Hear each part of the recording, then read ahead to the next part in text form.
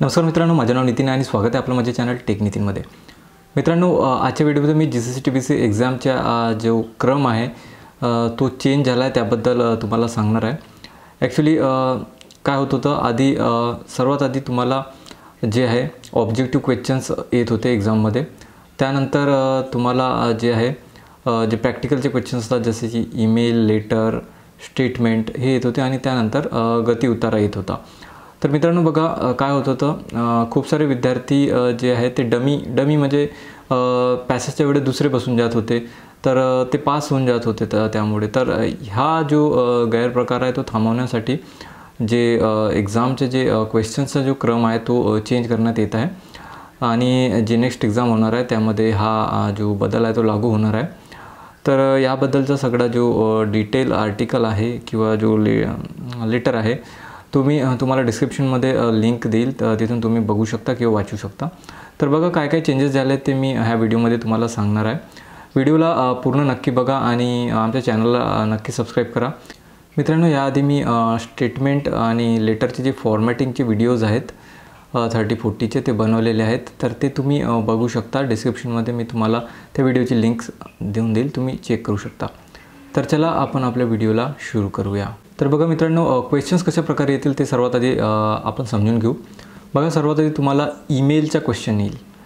त्यानंतर तुम्हाला ईमेल जसं तुमचा टाईप झाला तर तुम्ही डायरेक्टली सबमिट करू शकणार नाही, ते ऑटोमॅटिकली 5 मिनिटानंतर सबमिट होणार आहे। आधी 8 मिनिटाचा वेळ असायचा, पण आता 5 मिनिटच वेळ राहणार आहे। आणि मित्रांनो, जसे 5 मिनिटं संपतील तसं तुमचा जे आहे गती उतारा स्टार्ट होणार आहे।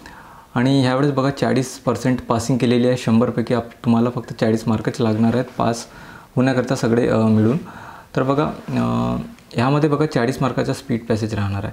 त्यानंतर बघा तुम्हाला कोणते क्वेश्चन्स राहतील, त्यानंतर तुम्हाला स्पीड पॅसेज जसं होईल त्यानंतर तुम्हाला स्टेटमेंट टाईप करायचे आहे, त्यानंतर लेटर आणि शेवटी ऑब्जेक्टिव्ह तुम्हाला जे आहेत टाईप करायचे आहेत, सॉल्व करायचे आहेत। मित्रांनो बघा, तुम्हाला पॅसेज टाईपमध्ये हडबडी नको म्हणून काय करण्यात आलेलं आहे, जेव्हा तुमचे एक्झाम स्टार्ट व्हायला 15 मिनिट बाकी असतील तेव्हा एक ट्रायल उतारा तुमच्या समोर येईल।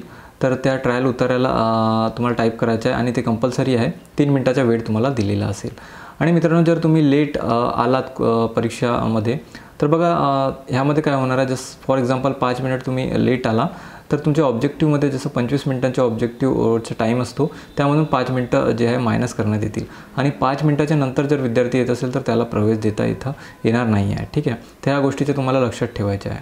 आणि मित्रांनो बघा, बॅच जर तुम्हाला चेंज करायची असेल तर खूप साऱ्या विद्यार्थ्यांनी काय केलं होतं, मागे मेल्स पाठवली होती, पण काय झालं ते मेल्स जे आहेत खूप साऱ्या विद्यार्थ्यांची मिळाली नाही किंवा मिळाली असेल तर त्यांचे रिप्लाय देण्यामध्ये वेळ झाली, तर अशामुळे खूप गडबड म्हणजे मागे झाली होती। तर ह्यावेळेस काय होणार आहे मित्रांनो, तुम्ही जिथं पण ॲडमिशन घ्याल तिथं संस्था चालकांकडे काही दिवसाआधी एक्झामच्या जे आहे लिंक मिळणार आहे, तिथून तुम्ही जे आहे बॅचेस जे चेंज मीन्स प्रवेशपत्र मिळाल्यानंतर तुम्ही जे आहे बॅचेस चेंज करू शकता।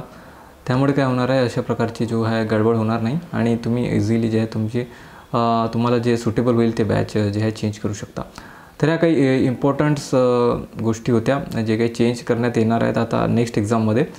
तर आय होप तुम्हाला व्हिडिओ आवडली असेल। व्हिडिओ आवडली तर नक्की लाईक करा आणि आमच्या चॅनलला सबस्क्राईब करा। मित्रांनो, याआधी आम्ही स्टेटमेंट आणि लेटरच्या फॉर्मॅटिंगचे व्हिडिओज बनवलेले आहेत, ते पण तुम्ही नक्की चेकआउट करा। डिस्क्रिप्शनमध्ये लिंक दिलेली आहे।